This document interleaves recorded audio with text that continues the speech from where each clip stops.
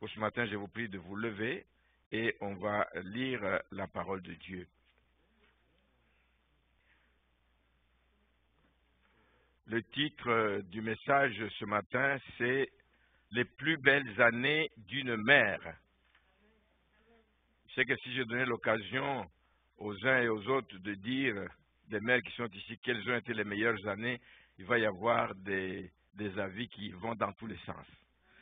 Mais nous allons voir qu'il y a quelque chose de bon qui se fait dans la vie d'une mère, et nous allons en parler. 2 Timothée au chapitre 3,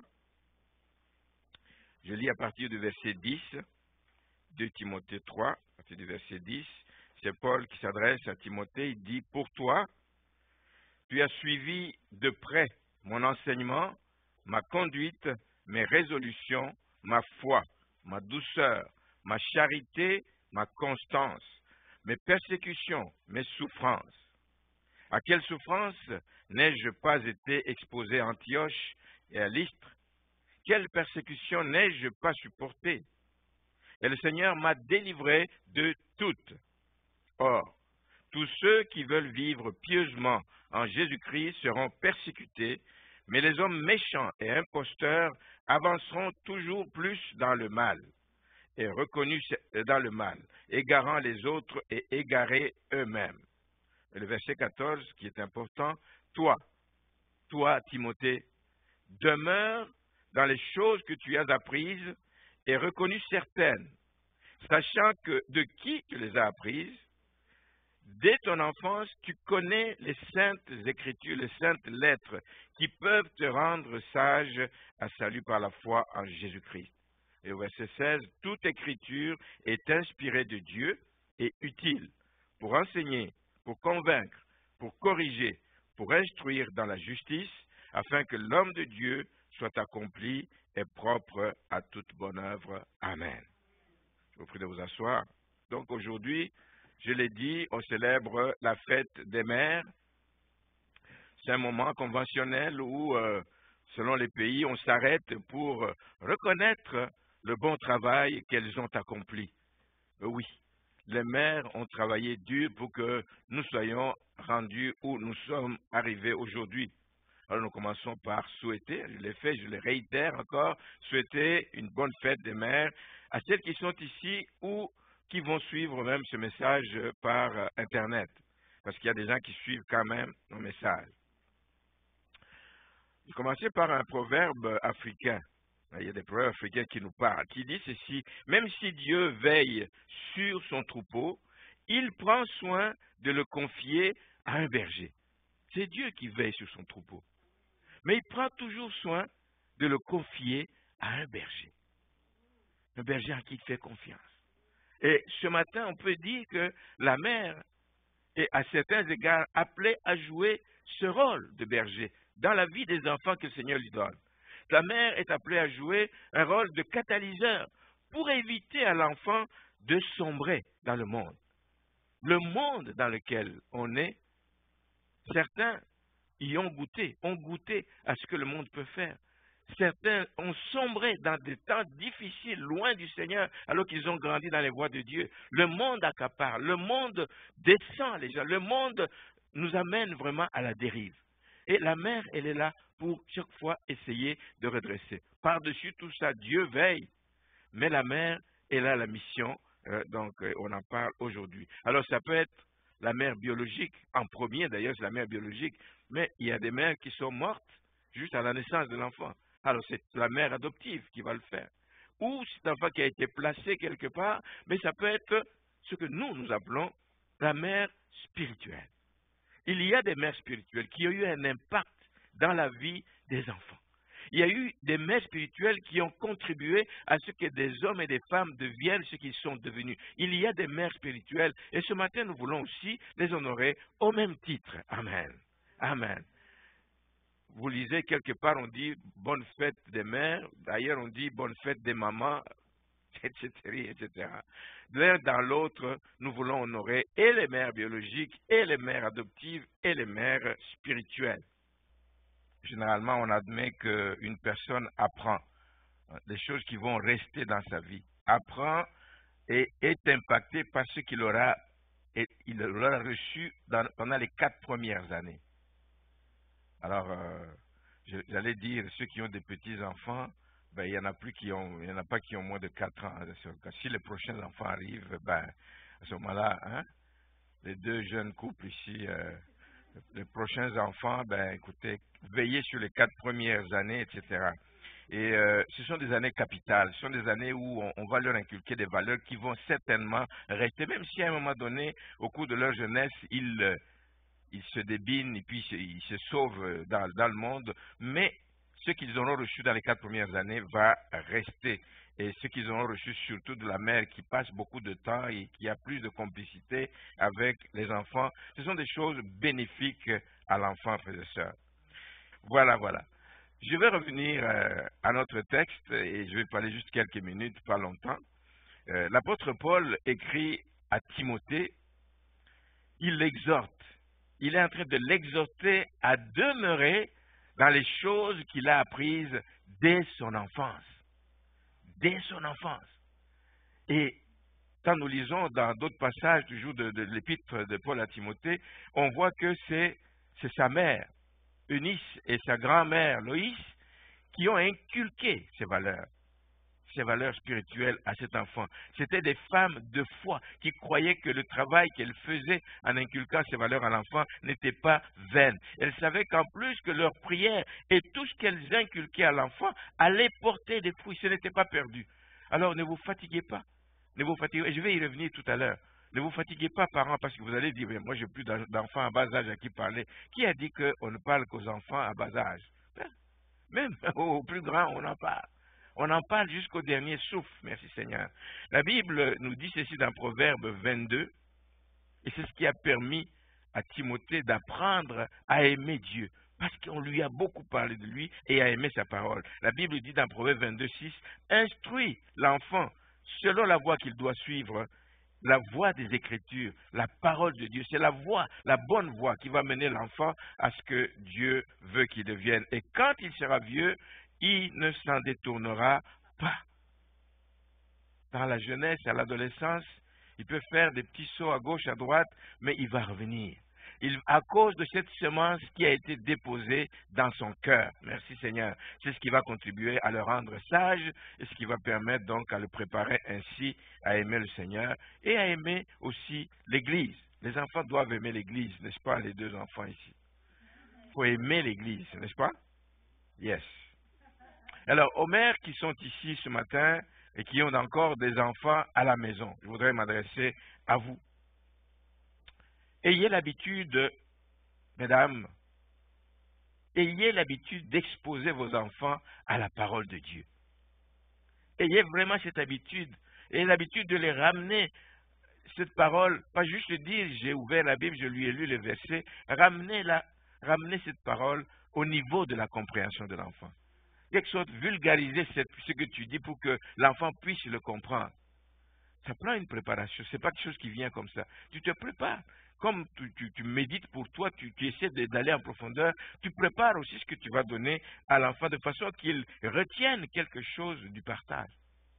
Ce n'est pas juste un devoir que tu as fait d'avoir lu la Bible avec les enfants, mais c'est de s'assurer qu'ils comprennent quelque chose et qu'ils retiennent quelque chose. Non seulement qu'il faut lire, mais il faut aussi partager à vos enfants l'exemple de certains modèles qu'il y a dans la Bible, des modèles qu'ils peuvent suivre pour réussir leur vie, pour plaire au Seigneur. Il y a des bons modèles dans la parole de Dieu. Il y a Samuel qui est un bon modèle à suivre. Leur parler comment sa mère l'a consacré, comment sa mère a attendu cet enfant, l'a désiré. Et quand il l'a eu, il a décidé, je le donne au Seigneur, je le consacre au Seigneur. L'a gardé jusqu'à un certain âge, j'imagine 3-4 ans justement, lui inculquant tout ce qu'il a reçu. Et l'enfant est parti pour la suite, donc auprès du serviteur de Dieu. Et il a grandi et il est devenu un grand serviteur de Dieu. Partagez des exemples à vos enfants et comment Dieu a utilisé ce genre de personnes. Daniel, l'histoire de Daniel et de ses compagnons. Ils ont quitté chez eux, ils avaient déjà un bagage. Quand ils ont été amenés en captivité dans un pays étranger, ils avaient déjà un bagage. Et la Bible nous montre que quand ils sont arrivés dans ce pays, ils n'ont pas rejeté ce bagage en disant « Nous sommes loin des parents, nous allons faire ce que bon nous semble ». Ils ont gardé. et ils ont défendu ces convictions qu'ils ont reçues à l'enfance. Ils sont restés fermes sur les valeurs qu'ils ont reçues à l'enfance. Et nous savons par la suite, à cause de leur fermeté, comment Dieu les a élevés dans le pays où ils ont été amenés en captivité. Donnez à vos enfants, mesdames, le goût d'être aussi des serviteurs de Dieu. Le monde a besoin plus que jamais des serviteurs de Dieu qui servent en vérité et en esprit. Le monde a besoin d'avoir des hommes et des femmes qui servent le Seigneur. Il ne s'agit pas évidemment de faire de tous vos enfants des pasteurs ou des missionnaires ou des évangélistes. On l'est tous, de toute façon, d'une certaine façon. Mais je veux dire, pas nécessairement une carrière, mais élevez-les en leur donnant le goût de certaines choses. La foi vient de ce qu'on entend, et ce qu'on entend vient de la parole de Dieu. Dans la parole de Dieu, il n'y a pas que juste des choses pour la spiritualité, il y a des choses pour une certaine vie morale, pour devenir de bons citoyens. La parole de Dieu nous prépare à être de bons citoyens. Il n'y a rien que l'État attend, un État attend de ses citoyens qu'on ne trouve dans la Bible. Être juste, payer ses impôts, toutes ces choses se trouvent dans la Bible. Aimer le prochain, c'est ça. Aimer le pays, ne pas négliger des choses, etc. Donc, toutes ces choses se trouvent dans la Bible quand vous partagez et la foi des enfants peuvent naître donc à partir de là. Ils vont être de bons citoyens pour le ciel, mais ils vont être aussi de bons citoyens pour le pays. Mais un point qui est toujours difficile dans le temps actuel, j'ajoute qu'il ne faut pas hésiter évidemment à reprendre vos enfants. Alors, il y a tendance de faire des enfants rois. C'est ce qu'ils veulent qu'il faut faire. Non. Reprenez les enfants. Corrigez-les. La Bible nous le dit, ce n'est pas moi qui le dis, Proverbe 22, 15, que la folie est attachée au cœur de l'enfant. Si tu le laisses faire, tu le laisses aller dans sa folie. Il va faire des choses que tu vas regretter plus tard. Mais il faut le reprendre, il faut le corriger. Et ici, on ajoute que la verge de la correction l'éloignera de lui. Éloignera cette folie de la vie de cet enfant. Et le dernier point que je voudrais donc dire ici, c'est de prier. Priez pour vos enfants, mais priez aussi avec eux. Et ça fait parfois défaut. Les enfants ont dit, bon, ok, allez faire dodo, etc. C'est le temps de faire dodo. Hein. Que le Seigneur vous bénisse, ayez un bon dodo. Nous prenez le temps, quelques minutes, priez avec les enfants, priez avec eux, qui vous entendent prier et commencez à les exercer, à le faire dès le bas âge. Apprendre à prier donc aux enfants dès le bas âge. Amenez-les aussi à l'église le plus souvent possible. Apprenez, frères et sœurs, mesdames, à lutter à genoux pour vos enfants. Dans la prière, apprenez à lutter à genoux. Ça ne les laissera pas indifférents. La prière d'une mère est d'une grande efficacité. C'est le cœur d'une mère qui parle. La prière d'une mère est d'une grande efficacité. Alors, n'hésitez pas, non seulement de les corriger, mais de prier avec eux, de prier pour eux. Il y a un homme éminent des États-Unis, qui fut un président des États-Unis, Abraham Lincoln, qui a reconnu, en étant président, il a reconnu l'impact des prières de sa mère. Et donc c'est loin derrière, hein, parce que cet homme est devenu président à un âge très très avancé, là, et il a postulé plusieurs fois sans réussir, mais il a reconnu l'impact des prières de sa mère sur sa vie. Il dit ceci, je me souviens des prières de ma mère. Elles m'ont toujours suivi. Même quand elle n'était plus là, même quand j'étais devenu adulte, même quand j'étais éloigné d'elle, les prières de ma mère m'ont toujours suivi. Ça veut dire que c'est comme si elle les entendait résonner dans ses oreilles, dans son cœur. Alors faites la même chose. Priez à haute voix avec vos enfants, qu'ils entendent ce que vous demandez à Dieu pour eux. Et ça va les suivre, ça va les aider à grandir. Il ajoute qu'il dit, elles se sont accrochées à moi toute ma vie. Toute ma vie. Et moi, je prétends que ce sont toutes ces prières et toutes ces valeurs qu'il a reçues de sa mère qui ont contribué à faire de lui ce qu'il est devenu, président des États-Unis, mais pas n'importe quel président. C'est le premier président qui a pris le risque d'abolir l'esclavage. Et c'est fort. C'est fort. Il y a eu de la résistance, il y a sûrement eu des menaces, mais il l'a fait parce qu'il était convaincu à cause de tout ce qu'il avait reçu dans son enfance. J'aimerais évoquer aujourd'hui le cas d'une autre dame qui a fait un travail extraordinaire. Vous avez sûrement entendu parler d'elle. Elle a battu un travail extraordinaire et dont l'histoire de cette femme mérite d'être connue par les mères. Ça vaut la peine que vous lisiez l'histoire de cette femme qui s'appelle Suzanne Wesley. C'est la mère de Wesley. Wesley, ça évoque quelque chose, mais si Wesley est devenu ce qu'il est devenu, c'est parce qu'il y a eu une mère comme Suzanne dans sa vie. Suzanne Wesley, c'est une femme qui, j'en ai déjà parlé sous d'autres aspects, qui disait qu'elle trouvait le temps, même en étant dans une maison toute petite, quand elle avait ses heures de rendez-vous de prière, elle ne pouvait pas dire je vais dans la chambre, elle se mettait dans un coin, toujours à la même place, et puis elle avait un tablier qu'elle recouvrait de sa tête, et c'était un message qu'il donnait à ses enfants, c'est l'heure de la prière, et les enfants obéissaient. Donc, elle a eu 19 enfants, dont 9 sont décédés, paraît-il, en bas âge. Donc, elle a vu élever 10 enfants, ce qui est beaucoup, dans une petite maison. Elle a eu à s'occuper de ces 10 enfants dans des conditions, non seulement maison petite, mais les moyens étaient limités. Les moyens étaient très limités. Même quand son mari était pasteur, la paye ne venait pas, ou en tout cas ne venait pas en conséquence. Mais ils ont continué à travailler parce que son mari était pasteur. Et il était pasteur, il a passé beaucoup de temps. Lui, c'était le genre qui entrait dans les livres, il passait beaucoup de temps dans les bibliothèques, il passait beaucoup de temps dans des conférences avec d'autres serviteurs de Dieu pour parler des sujets qui étaient intéressants pour la société de l'époque. Donc, c'est la mère qui était le plus souvent avec les enfants. Elle devait faire à manger, elle devait faire la lessive, elle devait essayer, elle devait faire ça, mais elle trouvait le temps d'élever ses 10 enfants. Et elle trouvait le temps de leur parler. Et elle ne s'est pas découragée en disant « Oh, la charge de travail, oh, aujourd'hui, je n'en veux à personne, mais à 2 enfants, c'est lourd. Hein? C'est lourd. Le système aujourd'hui est tel que ça demande beaucoup. Mais elle avait à s'occuper de 10 enfants. Et elle a pris ses responsabilités en main. Que cela vous encourage aussi à éduquer vos enfants autour de la Bible. Elle l'a fait autour de la Bible. S'il y a un livre qui a servi à leur apprendre à lire, c'est la Bible. Amen. Donc, ce livre a eu beaucoup d'usage. C'est la parole de Dieu, mais c'est le livre aussi où il s'exerçait à apprendre à lire. Éduquer les enfants autour de la Bible, et elle le faisait aussitôt que les enfants commençaient à apprendre à parler. Donc, on n'a pas à attendre, oh, quand il va arriver à l'école secondaire. Non. Dès le bas âge, dès que l'enfant sait parler, paf, on rentre dans l'éducation chrétienne. Elle s'assurait aussi, comme je l'ai dit tout à l'heure, que toutes les leçons qu'elle donnait portaient fruit, je veux dire, dans le sens où elle devait vérifier ce qu'ils ont compris. Mais elle le faisait comment? Elle ne dépêchait pas à soi les 10 enfants là-bas en disant, bon maintenant, toi qui tu es retenu, toi qui... Non. Elle était organisée. Chaque semaine, un enfant avait 1 heure.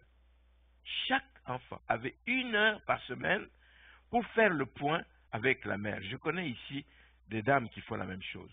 Hein? 1 fois par semaine aussi, prennent le temps, n'est-ce pas, Delphine? Elle m'a parlé de ça dernièrement. Hein? 1 fois par semaine, elle prend le temps avec ses enfants pour faire le point. Pas juste sur la Bible, mais faire le point de la semaine, comment ça a été à l'école, comment ça a été, faire le point, ramasser tout ça. Et c'est bon de le faire aussi en ce qui concerne les enseignements qu'on leur donne. 1 heure, elle ne pouvait pas manquer, c'était à son rendez-vous, c'était bien programmé. Dans ces moments de prière, elle avait dans sa journée plusieurs heures qu'elle passait à prier, mais il y avait 1 heure. Pendant 1 heure entière, c'était consacré à ses enfants. Prier pour ses enfants. Il y en avait 10, oui, ça prenait 1 heure. Parce qu'elle ne va pas prier 1 minute par enfant. Elle prenait du temps pour chaque enfant, 1 heure, chaque jour, en plus évidemment du temps qu'elle passait pour prier pour d'autres besoins. Et même les besoins de l'Église, parce qu'elle avait aussi 1 heure de prière par jour. Ici, je vais encourager, pas seulement les mamans, mais j'encourage toute l'Église. Prenez du temps pour prier pour l'Église. L'Église a besoin, pas juste de votre présence, pas juste de vos dîmes et vos offrandes. L'Église a besoin de vos prières. Frères et sœurs, il y a des besoins. Il y a des besoins. Vous n'avez pas nécessairement besoin de connaître. Le Seigneur connaît toutes choses. Et priez, Seigneur, tu connais les besoins qu'il y a dans les familles. Tu connais. Et là où tu connais les besoins, tu pries de manière précise. Prenez le temps. Prenez le temps, on a besoin de ça. Nous le faisons chaque jour. Chaque jour, nous prions pour chacun. Et je vous dis nommément, chacun de vous.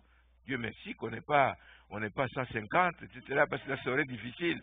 Mais on prend le temps pour chaque personne, chaque jour. Faites autant.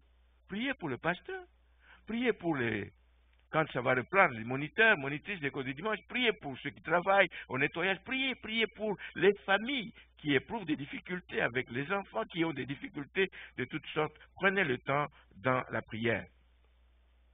À un moment donné, donc, de leur vie, la maison familiale est passée au feu à 2 reprises. Donc, j'imagine qu'ils étaient tellement serrés que c'était difficile. 2 reprises, la maison est passée au feu. Et la deuxième fois, l'enfant qui est John Wesley, qui est devenu le grand prédicateur, là, qui est connu du XVIIIe siècle, lui, il était dans la maison. Tout le monde s'était sauvé, était sorti. La maman s'est mise à prier. Elle a prié comme elle n'a jamais prié auparavant. Cette prière est allée chercher cet enfant et est sortie. Sans que personne n'entre, il est sorti jusque se présenter au niveau de la fenêtre et là, les gens pouvaient le sauver. L'enfant avait 5 ans. Sauvé du feu, cet enfant a été sauvé. Cette femme était une véritable guerrière dans la prière.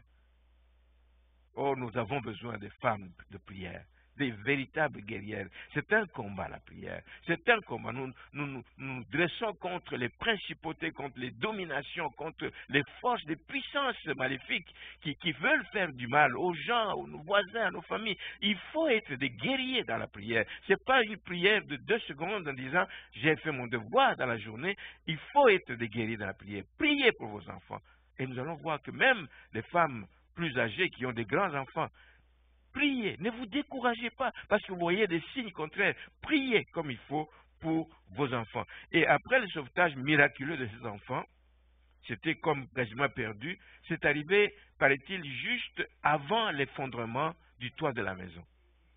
Donc le feu avait pris partout, c'est juste avant, quelques instants après qu'on ait sorti l'enfant, le toit s'est effondré et la femme a pris une résolution. Ça, c'était un miracle. Il a pris une résolution d'éduquer son fils pour qu'il soit utile de manière spécifique à l'œuvre de Dieu.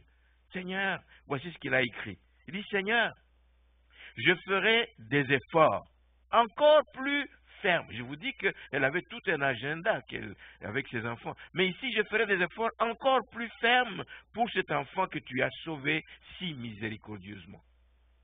Il dit, j'essaierai de lui transmettre fidèlement pour qu'il se grave dans son cœur, lui transmettre quoi? Les principes de la religion et de ta vertu. J'essaierai, je ferai mon effort. Il dit, Seigneur, donne-moi la grâce nécessaire. Donne-moi cette grâce pour mener à bien ce but avec sincérité et sagesse et bénis mes efforts en les couronnant de succès.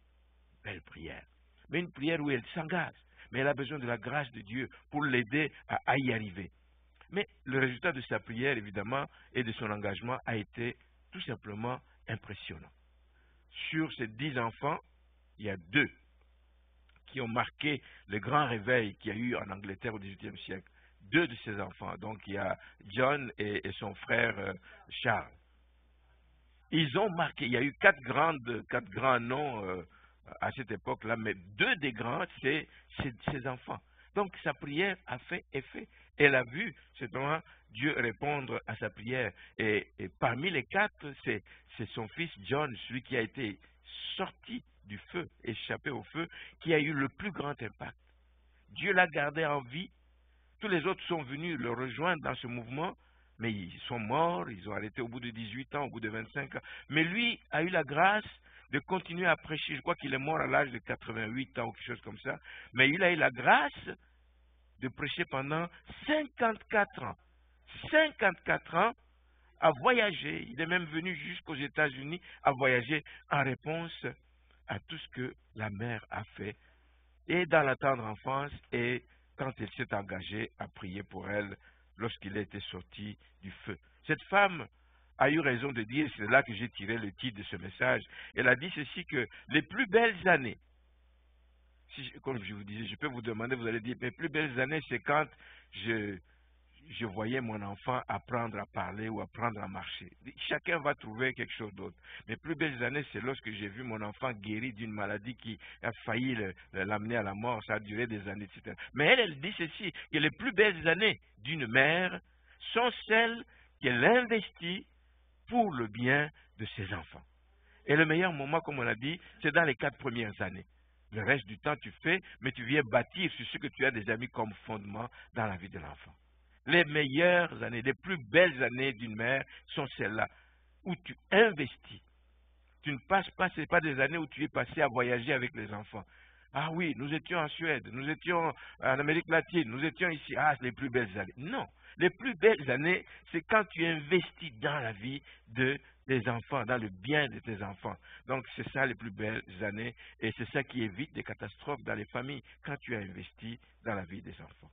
Je termine ce matin en disant que plusieurs mères, je le sais, n'ont plus d'enfants en bas âge. Je le sais. N'ont plus d'enfants en bas âge. Nous sommes l'Église comme nous sommes, et peu importe. Mais même à vous qui n'avez plus d'enfants en bas âge, parlez à vos enfants. Priez pour vos enfants adultes. Priez, et priez sans cesse. Priez intensément. Demandez la grâce de Dieu continuellement. Préoccupez-vous du sort même de vos petits-enfants. Elle dit, ah, les parents vont s'en occuper. Déjà, les parents eux-mêmes sont dans le trouble. Préoccupez-vous du sort de vos petits-enfants. Priez pour eux. Quand vous avez l'occasion de les avoir avec vous, parlez-leur de Jésus. Parlez-leur de la parole de Dieu. On ne va pas vous tuer pour ça, non? N'ayez pas peur de leur parler de Jésus. N'ayez pas peur de contribuer à faire grandir la foi dans leur vie. Ça va être un bon investissement que vous faites dans la vie et de vos enfants et de vos petits-enfants. Je vous encourage vraiment à le faire. Et à vous qui avez encore de jeunes enfants, alors je vous pose la question, si vous investissez bien ou si vous croyez avoir investi suffisamment dans la vie spirituelle de vos enfants. Il ne faut pas oublier simplement qu'on ne récolte que ce qu'on sème. Dans le rêve de chaque parent ici, vis-à-vis de ses enfants, ah, je voudrais le voir un jour devenir un homme responsable, un homme qui va fonder un foyer, un homme qui va faire la fierté de la famille, une femme qui va... C'est les souhaits que vous avez. Mais pour que ces choses se réalisent, vous devez investir et c'est le moment, vous qui avez encore de jeunes enfants.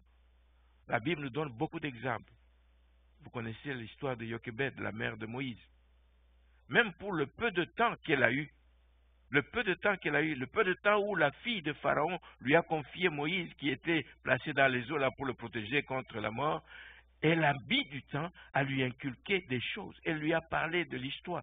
C'est certain qu'elle a gardé cet enfant jusqu'à l'âge peut-être de 4 ans ou quelque chose comme ça. Je dis, c'est le moment où elle lui a inculqué des valeurs qui ne sont pas perdues parce que plus tard, Moïse s'en est souvenu. Il s'est souvenu qu'il venait des peuples hébreux. Il s'est souvenu que son peuple était martyrisé, était maltraité là chez Pharaon. Plus tard, il a décidé de sortir. Ce que Jochebed a semé dans la vie de Moïse a porté des fruits.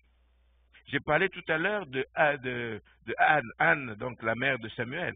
Ce qu'elle a investi dans la vie de Samuel, pendant les quelques années qu'elle a gardé Samuel avant de l'amener chez le serviteur de Dieu, et ça a porté fruit. Samuel est devenu un serviteur de Dieu dont on parle aujourd'hui avec fierté. Ce que les parents et grands-parents de Timothée ont investi dans la vie de Timothée, Eunice et Loïs, ça a porté des fruits. Timothée est devenu un serviteur de Dieu dont Paul était fier, dans lequel il a voulu se déverser, qu'il a considéré comme son enfant adoptif, lui aussi, comme père adoptif, il lui a donné aussi, père spirituel, il lui a aussi donné un plus pour ajouter à ce que les parents avaient fait. Et ce que cette femme dont nous venons de parler, Suzanne, a investi dans la vie de John et de Charles, a porté des fruits. Pour les gens de cette époque, pour les gens de l'Amérique, et encore aujourd'hui parce qu'ils sont cités en exemple. Ils sont cités pour l'importance du travail qu'ils ont accompli. On a besoin, pour que les générations futures puissent aussi connaître le Seigneur, on a besoin qu'il y ait un réveil. Et pour que le réveil vienne, il faut qu'il y ait des hommes comme ceux-là.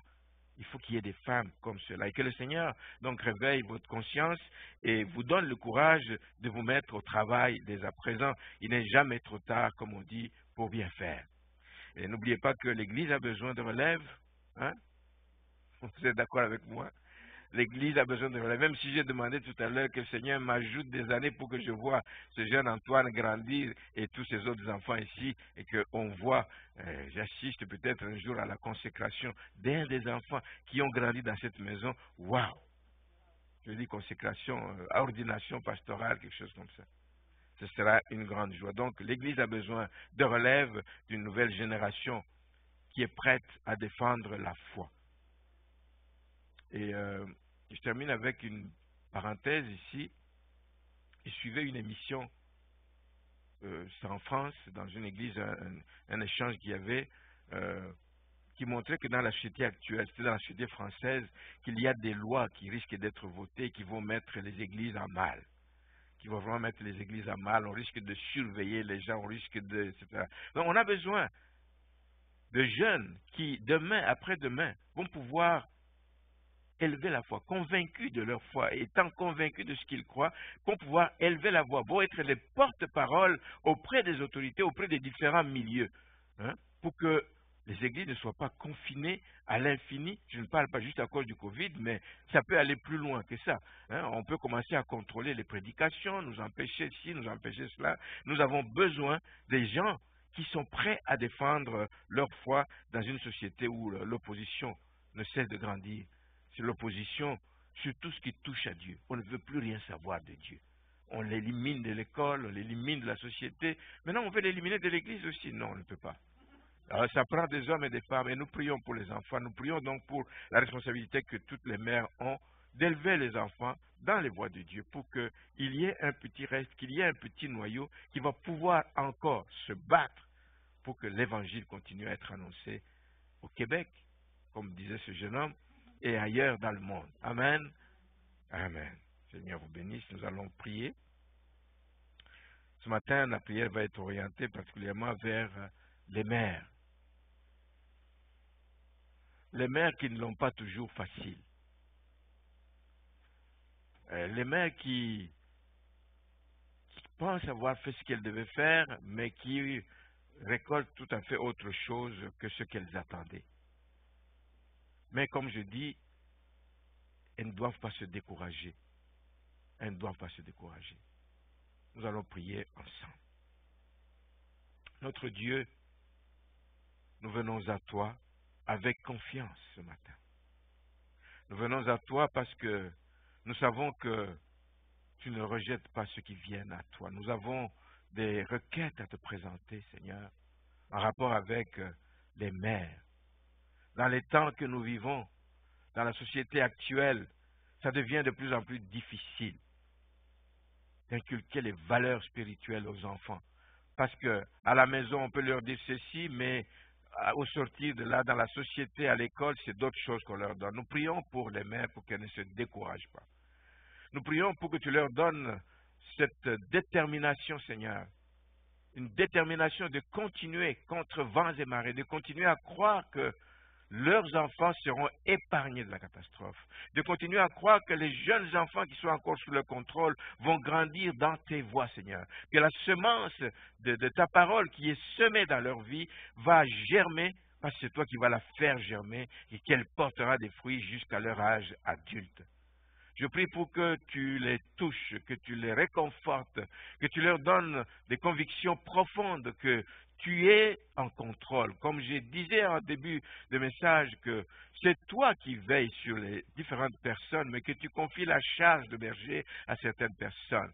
Et les mères font partie des personnes à qui tu confies cette mission d'élever ces enfants. Une mission lourde parce qu'elles préparent à travers leurs enfants ce qui vont être la société de demain.